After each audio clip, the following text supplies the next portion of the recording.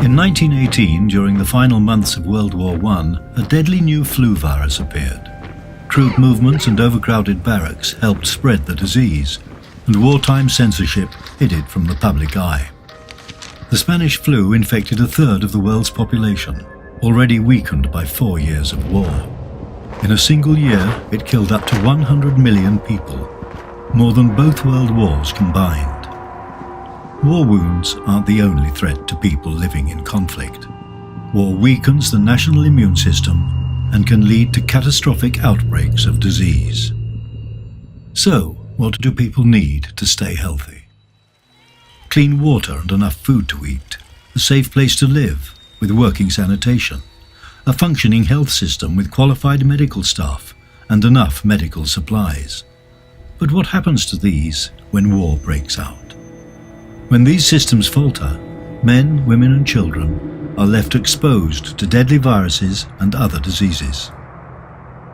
After the 1994 genocide in Rwanda, over 1 million refugees fled across the border into the Democratic Republic of Congo. The refugee camps there were overcrowded and lacked shelter, clean water or proper sanitation. As a result, waterborne diseases spread swiftly. In the first month, over 40,000 refugees died during epidemics of dysentery and cholera, numbers that were unprecedented in modern history. From 1989 to 2004, civil wars raged across West Africa. By 2013, in Liberia, Guinea and Sierra Leone, many health clinics had been damaged.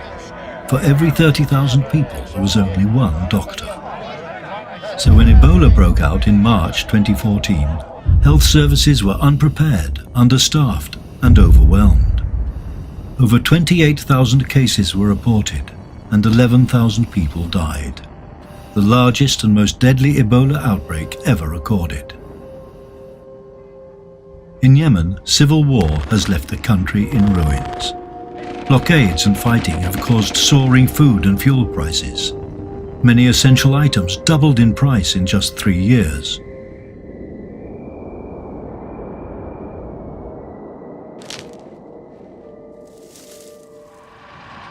Armed conflict causes injury, displacement and death.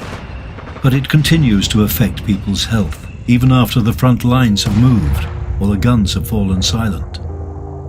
It devastates essential health services, disrupts medical supplies, forces medical staff to flee, and leaves the national immune system broken.